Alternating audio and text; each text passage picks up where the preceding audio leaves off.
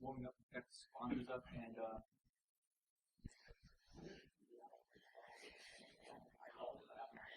we'll go. All right, cool. Everybody excited for the last talk of HackerCon? Woo! Everybody tired like I am? Yeah.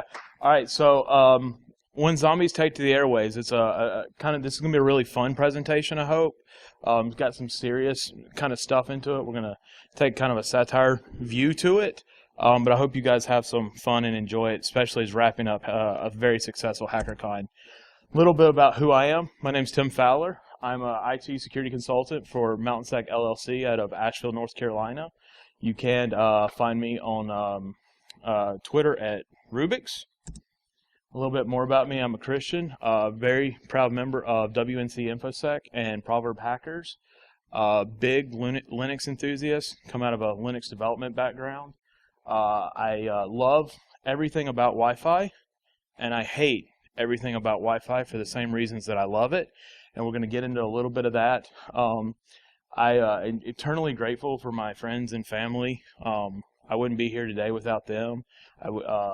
Always rely on your people, and I'm really excited to be able to stand here. This is the first conference that I get to do this. Back in March, I made a lifestyle change. Decided to get healthy, do some lose some weight and stuff. And about 3 weeks ago, I just competed in my first USA Triathlon half Ironman competition. Crossed the finish line and stuff. So really excited about that. Thank you. It's like I said, I want to be able to do this for a very long time. So I figured the easiest way to do this is to take control of my health and get healthy. So real fun stuff. But why this talk?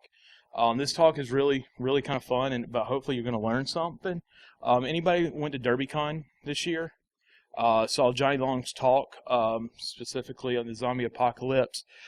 He was doing that for, the theme came out of Hacker Halted this year, which I was also at. So we both had this zombie theme.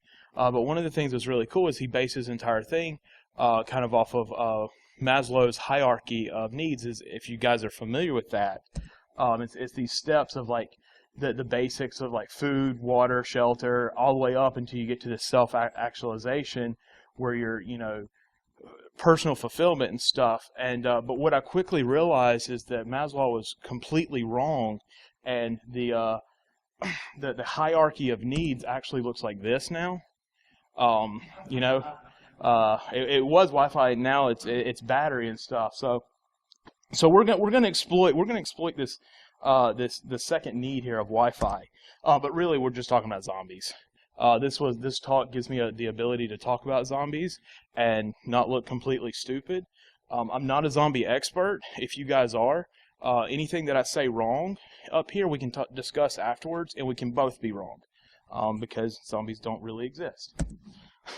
But the premise for this talk is how can we possibly use wireless technology to save the city in a apocalyptic zombie infestation. So really kind of far-fetched scenario, but if you hang with me, we'll actually be successful, maybe. So in order to do this, we've got to paint a scenario. The first thing is every person in this room is going to be a part of this group. The backstory is 12 months ago, the city of Charleston, West Virginia, they decided that they were going to implement a citywide wireless network for convenience to all of the citizens of the city. And some of us have been managing that wireless network for the last 12 months. But all of a sudden now we're in a situation where we're got a zombie infestation that's impending. And the city has tasked us as a task force to utilize all of our resources to try to help us at least survive this. And so collectively, we're the people that are going to be using the wireless network to help our efforts in protecting our city. So we're going to be in Charleston, West Virginia. It's really convenient because we're in Charleston, West Virginia. Our status is we are in an apocalyptic situation. Our communication infrastructure is very limited, primarily cellular. The reason for this is mass hysteria and panic. If you think of 9/11, the cellular networks basically completely crashed for 400-mile radius of New York because it was just so much saturation. People are panicking and things like that. We do have utilities, so power, stuff like that's good. We do have our citywide wireless network, which we're extremely proud of. And our current threat that we're facing is zombies. Everybody with me? So this is what happens in the zombie infestation in 2014. We have a bunch of humans going about their daily lives. We're all carrying smartphones and devices and stuff. Add a little bit of zombie, and you get zombies with smartphones, which is kind of terrifying, actually. But in reality, zombies can't use smartphones. We are making the assumption that zombies have basic animal instincts of basically feeding, surviving, moving around, and that's it. So they don't really inherit a lot of the human traits. There again, if you're a zombie expert, we can discuss that later. But we can use their smartphones, which is so valuable to us, and we're going to look at that. There's 3 areas that we're going to focus on for the next few minutes of how we're going to utilize the wireless infrastructure that we have in place to be able to offer protection of our cities. And the first, it starts with information gathering. Then we're going to get into trends and forecasting. And the third, which is probably the most important, is how are we going to effectively communicate with people. So the key to information gathering is you have to be able to gather information. It's kind of implied in the phrase.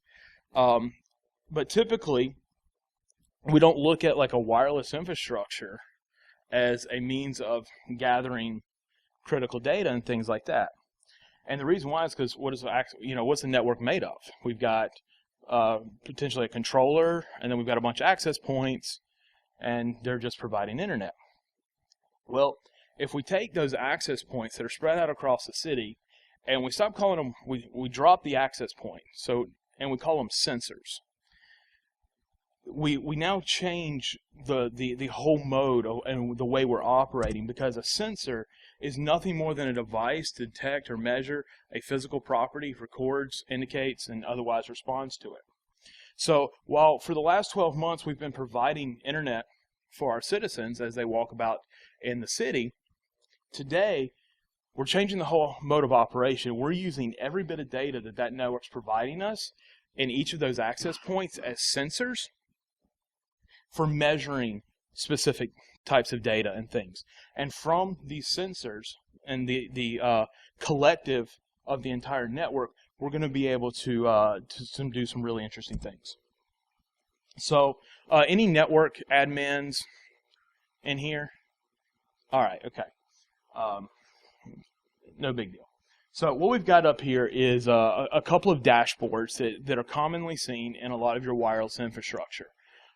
Unify by Unity. It's a really, really nice product suite. Very popular amongst municipalities and things like that because they're cost effective. These are some of their displays. You've also got this one in the lower left hand is the Cloud Tracks and Open Mesh project. But what this is the interfaces that as a network admin we're normally looking at. We're seeing IP addresses, we're seeing MAC addresses, we're seeing what access points they're connected to, signal strength, how much data transfer is taking place from all these individual devices, and we can see them in a lot of nice context. And we're looking at this data every single day as an administrator.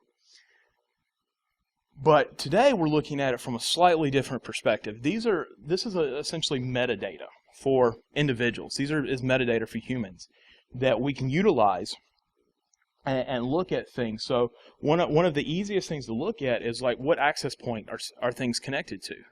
So if I've got a device and it's connected to access point A, and then I see that it's connected to access point B, what does that automatically indicate?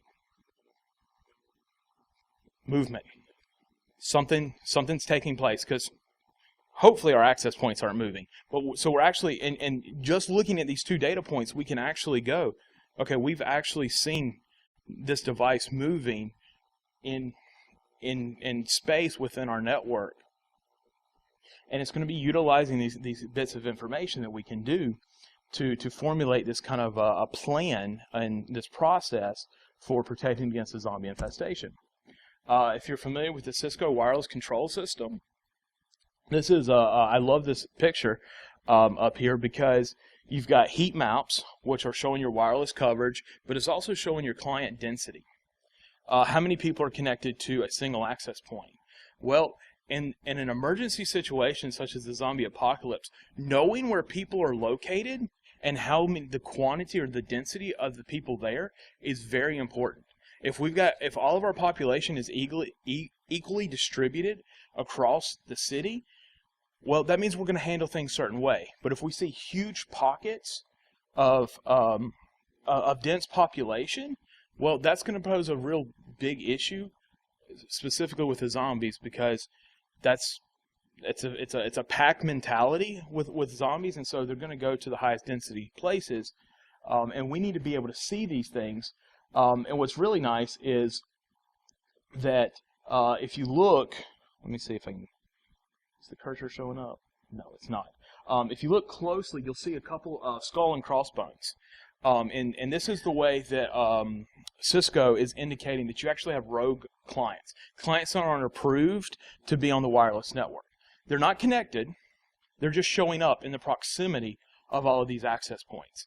So not only if we've got people that are connected to our network, but even just the people in the proximity of these access points, we can see them in real time, where they're at.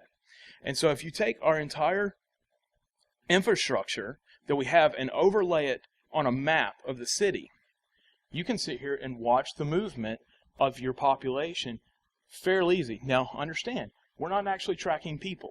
We're tracking devices. And this is the whole NSA thing of we're just collecting metadata. Everything we're talking about is actually just wireless metadata that you're able to completely pull from the airwaves passively. None of this is active. So what was cool is I gave this talk in Augusta, Georgia, and Tim Tomes, Landmaster 53, who did Recon NG, he got this idea. He's like, wow, you can do a lot with this information. So he's like, I want to set up a system that will allow me to detect rogue clients on my property. And so he wrote a tool called WUDS. You can find it on Twitter. It's on Bitbucket. It's a wireless user detection system. But basically what he's doing is he's got a Raspberry Pi that is in monitor mode, and all it's doing is scanning for any device that's broadcasting a probe. And if it's broadcasts a probe, it captures that. It goes through the whitelist to see if it's a legitimate device or if it's not. If it's not an approved MAC address, it sends a text message notification to him.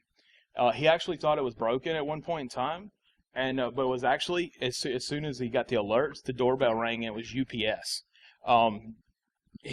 Before somebody actually came on his property, he actually knew this information. And all we're doing is capturing packets out of the airwaves and parsing them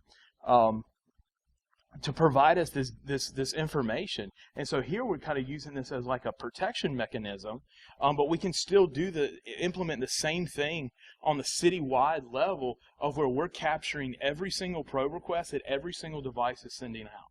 And by being able to catalog that and database that, we can look at history over time. This is a cool map here that's we'll get into a little bit more detail. But this is the result of a project called Creepy Doll. This was done in Wisconsin by a gentleman named Brendan O'Connor. And each of these dots here indicates essentially a wireless client. Now, in this case, the sensor that he was using was mobile. It was strapped to a bicycle. But this is a great snapshot of exactly what I'm talking about, where you can see these population densities. You can see it's like, all right, obviously this here is going to be a big problem. We're going to have a lot of people here. If panic ensues here, it's going to be chaos. Down here, not so much. Which is going to, as we get into the forecasting and the trending, we're going to be able to make decisions based off of all of this data. And here again, this is passive. Instead of just broadcasting internet now, all we're doing is actually just listening to all the airwaves. Brendan Connor wrote this project called Creepy Doll. It's a distributed wireless sensor network. It was at Black Cat in 2013. Got a lot of press. It is pretty creepy, just in the amount of information that we can find. Down here, if you look where you see all the devices, those are all Raspberry Pi based sensors. That whole setup costs about $500. And the amount of area that you can cover from a wireless perspective with those 10 sensors is actually kind of astonishing. But yeah, so we've got these systems out there that have been developed to capture this information and stuff. If you look at the top right, you can see that he was able to figure out that it's iOS 6, an iPad, using LogMeIn and all these data sets. And this is, here again, understand, all of this is just going over the airwaves. It's completely passive reconnaissance in this case, or it's really not reconnaissance. It's really, we're talking about passive wireless surveillance. So this is one of my favorite projects. The Snoopy drone was 2012 Black Hat by a company called SensePost. And what they did is they created this program called application called Snoopy that would allow you to do have these sensors that they call drones, and you could distribute them across the internet or however you wanted to. In this case, they literally attached it to a drone and flew it around Black Hat in Las Vegas. And it's capturing all this information. And then you can pull all that information into Maltego and do transforms upon it and actually see all of this information in real time. Well, they came out with a new version called Snoopy NG, or it's Snoopy 2.0, that does a lot of more distributed capabilities. It does GPS, XB, Bluetooth, GSM, bunch of stuff. So, right, we're specifically talking about 802.11, but the capabilities out there to do a wide spectrum type of, here again, passive surveillance. Does anybody know how difficult it is to detect passive wireless surveillance? Has anybody ever done it? Because I don't know of a way. All you're doing is listening. That's all you're doing, and it's completely legal, almost on any spectrum technically, because as long as you're not transmitting, nobody can do anything, and they're not going to find you. So we've got all this data. We've got MAC addresses, which are unique identifiers for devices. We've got the access points that they're connected to. We've looked at the change in access point connections over time.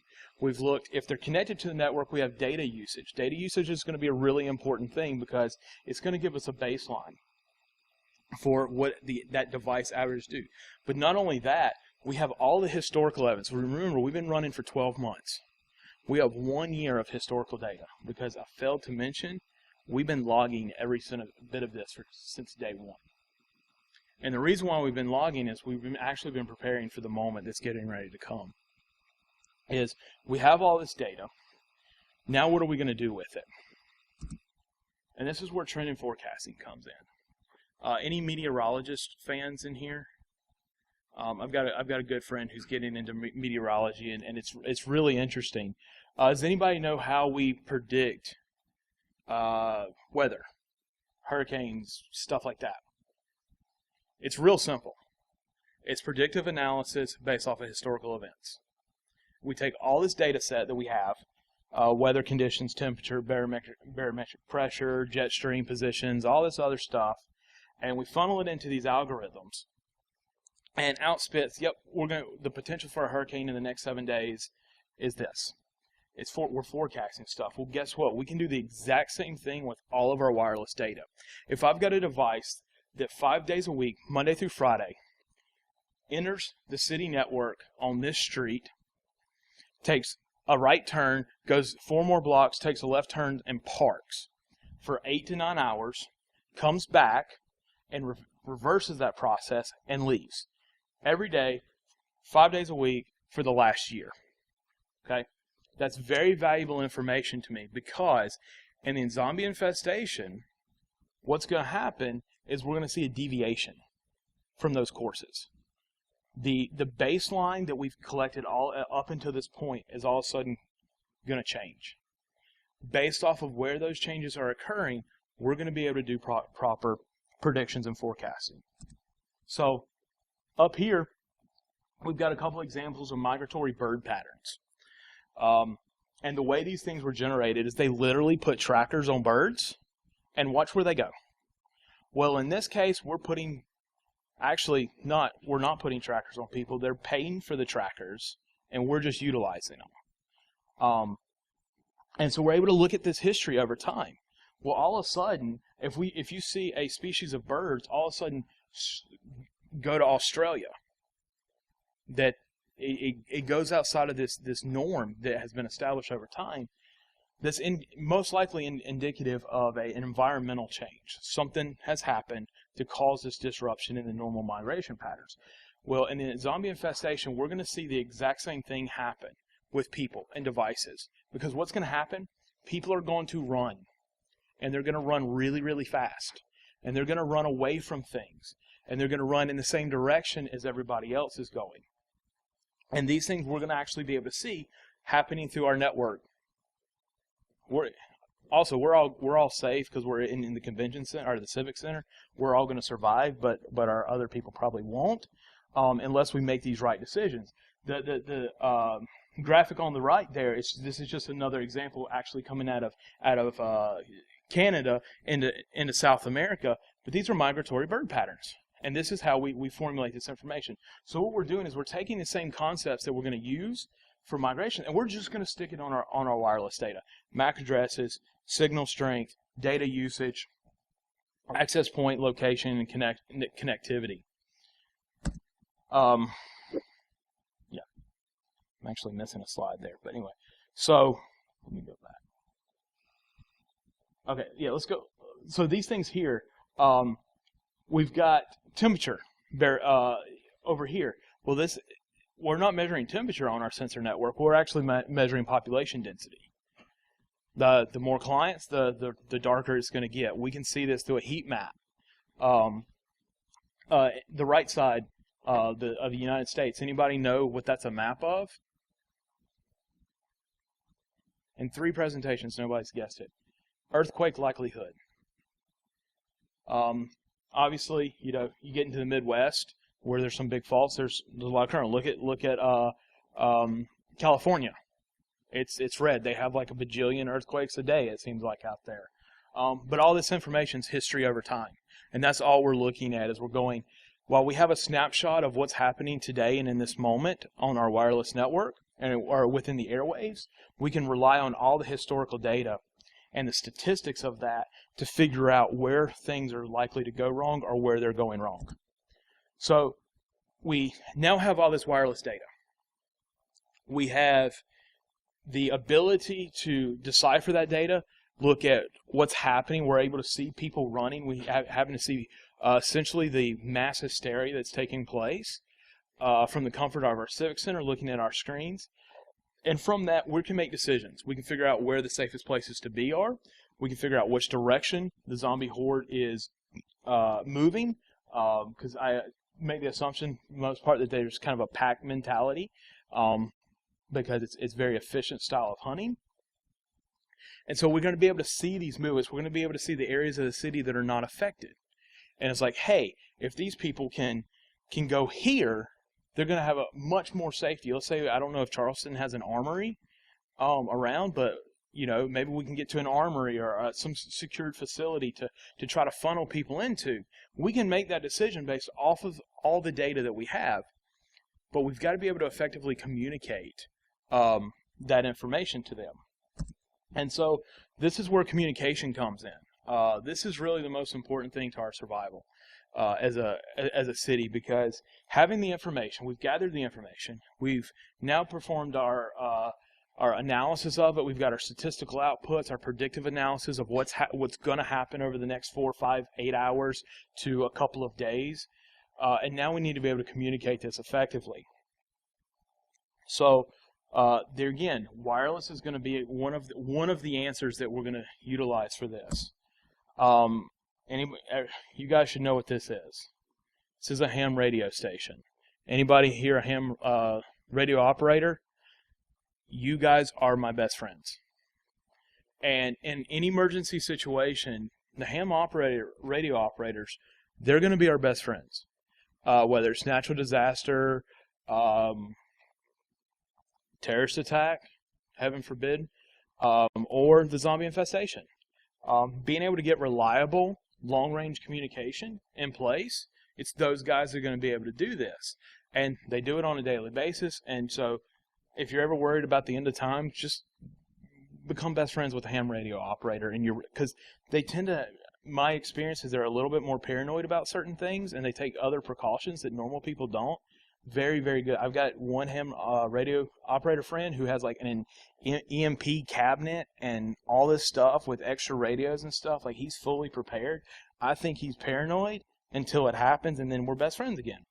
But yeah, so ham radio is going to be a very, very important form of communication to get in masses. At this point, I'm not so much concerned about FCC regulations of what you can broadcast on stuff, because we just need to be able to communicate with our people and stuff. And so this is going to give us a means to it, but specifically we're looking at 802.11. And I'm jealous because they get to play with really cool antennas, and I'm pretty limited in what I get to do legally. But what's really nice about ham radio, especially as a technician, if you have a technician's license, is that you get to operate in the 802 or the 2.4 gigahertz spectrums on channels 1 through 6. Well, if you know your 802.11, that there's an overlap of that, which is very, very important. Which that means that they have the ability to communicate within our data channel specifically, but they have a huge advantage that we don't have as normal people, and it's because of the way the FCC set up this. And I'm just going to read the last line here. The maximum allowable output is 1,500 watts. Okay, ham technicians can broadcast up to 1,500 watts of 802.11 between channels 1 and 6. It does have to be unencrypted, but still, okay. To do a compare, yeah, up to 1,500 watts. That is a tremendous amount of power, because if you compare it to what we can do, we all love our alpha adapters. Legally in the United States, especially if you use the long antenna, you have to basically leave the transmit power at about 27, which is about a half a watt. Okay, if you want to go to Belize, through changing some things in your setting in your computer, you can actually use the maximum of 1 watt on the old school alpha adapters. So we're talking a 1,500 to 1 output ratio. Very, very, very powerful means of communication. Because not only can they do all of the verbal communication over all of the many bands that they have access to, but we're also going to be able to do long range data transmissions and things like that, for being able to.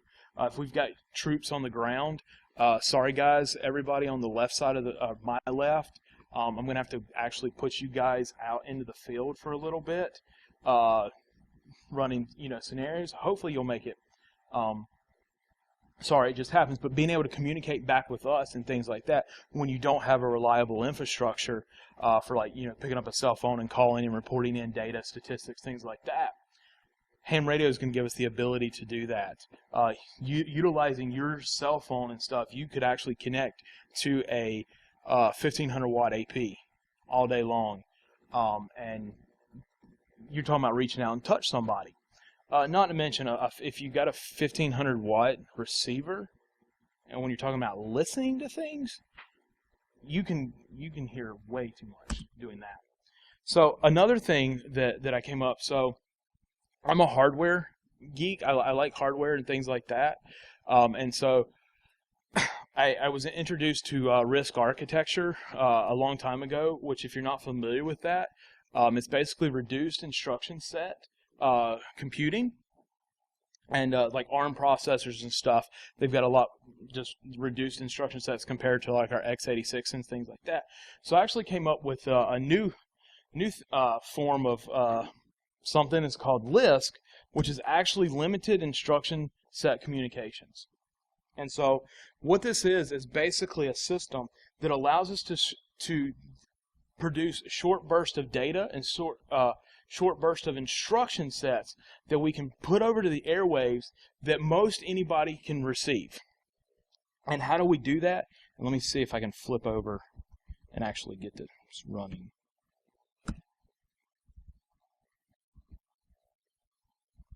Wait a second. All right. Yeah. So if you're familiar with one of my favorite toolkits called MDK3, it actually gives us the ability to do what's called a beacon flood.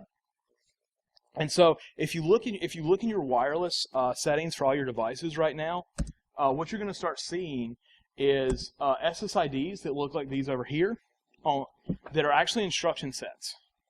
What I've done is taken a file with instructions, and I'm broadcasting it over the airwaves.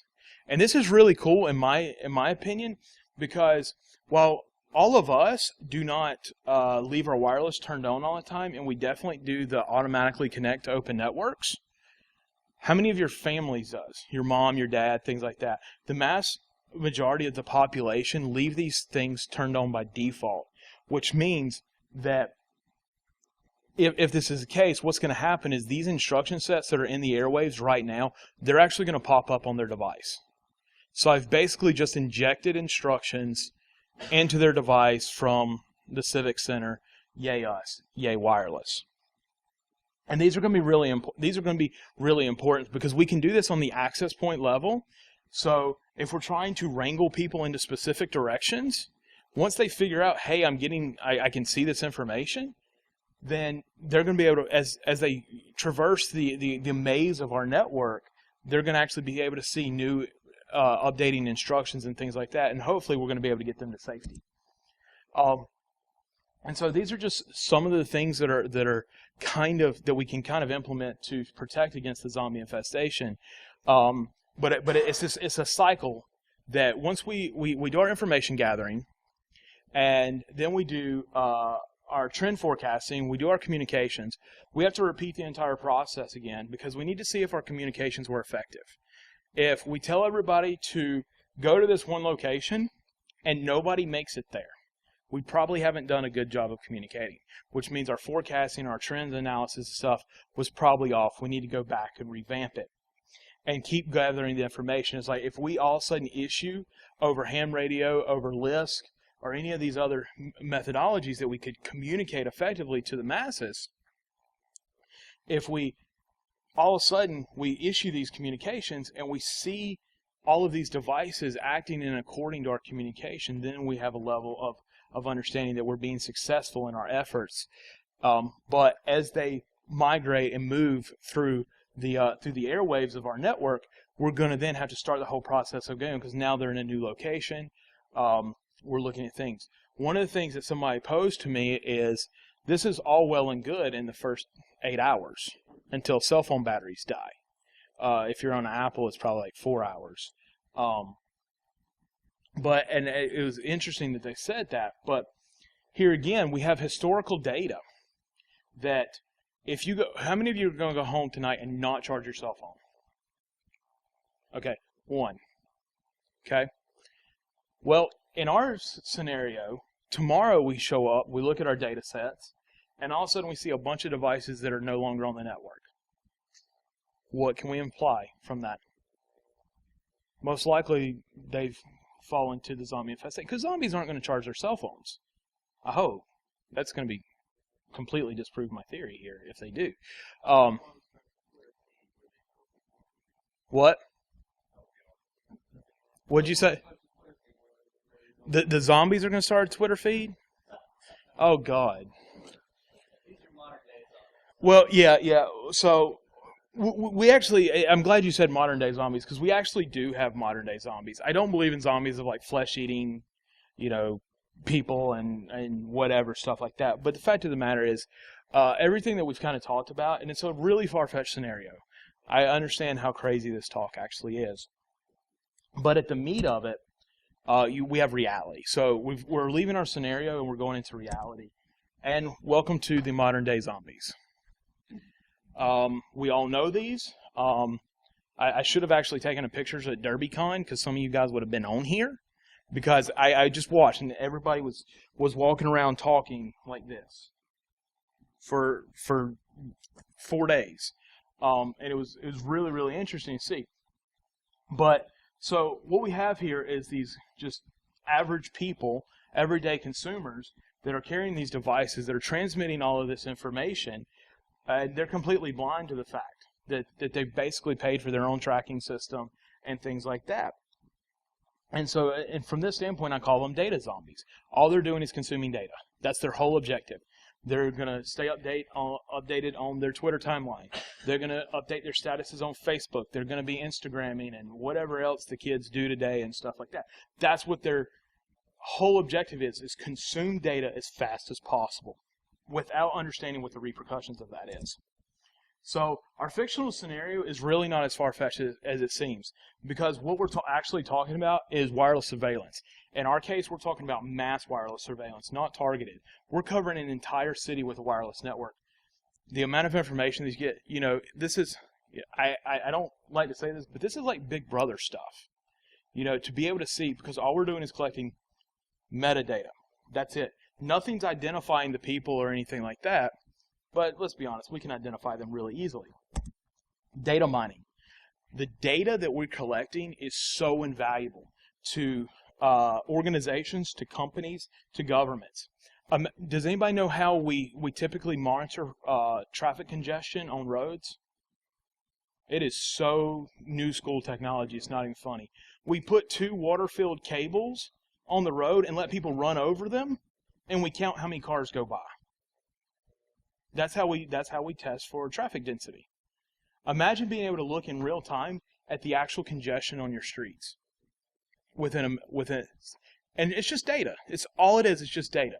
And so the data mining, the big data brokers and stuff, they want this kind of data because one, they're doing trend forecasting. They're looking at what people are doing, how they're doing it, where they're doing it at, and they're making decisions based off of this.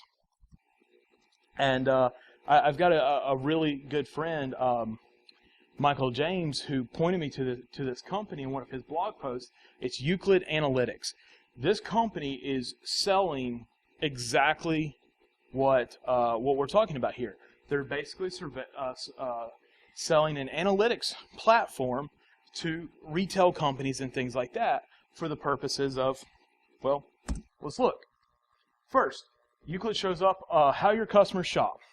Senses how your smartphones flow through space and how long they stay and how often they return. That sounds exactly like what I've just proposed in the zombie apocalypse.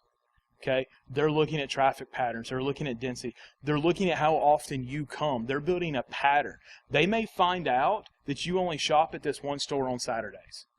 Well, guess when your coupons are going to start hitting your email box? Probably on Wednesday, because they're like, hey, we can get this person in the store. We can start doing targeted advertisements, targeted communications with this person because we've got that. And understand we're talking about metadata here, but it is really easy to cross-reference a device at the cash register at the time of transaction. Smartphones send out short pings as they search for Wi-Fi networks nearby. These pings include the phone's MAC addresses, signal strength, and non-personal identifiable information. Wireless probes, all this stuff. This is the information that we're gathering as a collective group on our network. This is exactly what they're just putting into words for us. This is my favorite thing in the whole thing. This is how they sell it to the customers. Is that you can see when people pass by your location, how often they come, if they walk in. Do they engage and buy, or do they just spend time in the store and don't do anything? Is it first time versus repeat? How fast do they leave? Where do they go in the store? Okay, from a retail's perspective, this data is huge, because if you've got an area in your store that's not being trafficked, you can make changes. You can reset up your store. You can put more enticing merchandise in that area of the store. Things you can change the way your entire store flows simply by this data, and the purpose of that is to increase sales and your conversion rates. So, I mean, if you've got people that are passing by your location, at a 1,000-to-1 clip, well, that may not be good for retail. So you make these changes, and it's just data. This is cool. So this was a Boston Marathon in 2010. I don't know which company actually generated this, but this is a wireless device heat map. This was at the finish line of the Boston Marathon, and that's all of the wireless devices in the area. Okay, some company thought it'd be really fun to do this, and I think it's awesome that they actually did this. But this is a real-world scenario of exactly what we're talking. If we have a real-time or near real-time visualization of this data, what we can do with it is so amazing in terms of our trends and forecasting and actually making things happen and protecting our citizens, protecting our city. And here again, the meat of this thing is, while the zombie infestation is completely a thought up thing, fantasy thing in my head, the reality is that not only is this being done, but this can be done really, really easily, and it can be really done cost effectively. But more importantly than that, it is almost impossible to detect. So there's no stopping any of us from going out and building our own sensor network. It's completely legal because we're not transmitting. We're just listening. Now, would some legal ramifications come about if somebody stumbled across your massive citywide network? Yeah, probably at that point, and I don't want to be that guy, so I need one of you guys to take the fall before I do. Nothing personal, guys. But yeah, this is a reality. And so the next step, a lot of this is kind of theoretical. I know it's completely practical and stuff, but the next iteration of this kind of concept is the actual building out of the network, being able to generate and produce this type of sensor network for rapid deployment, things that you could do in an emergency situation or anything else. Like, honestly, I could sell this to road companies that all they do is patch roads and stuff like that, just for being able to look at traffic patterns and stuff like that. Because if you don't believe me, go get one of these tools, get a Raspberry Pi or something like that, put it in the trunk of your car, and drive up the interstate. You will have more information than you care to deal with. So with that, I'm going to wrap it up, and we are questions and comments, concerns, or bickerings? Yes.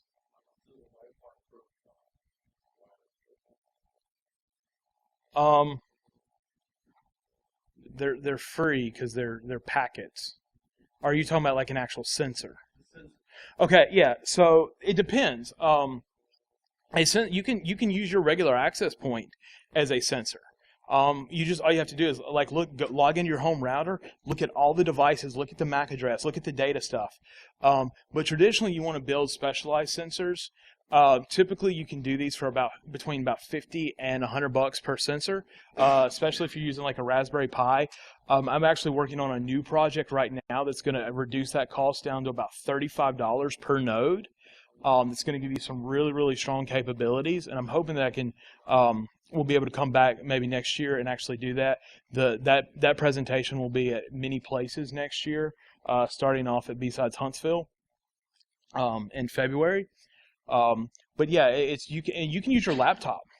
Like if you got, as long as you've got a card that will support monitor mode, you don't even have to support packet injection.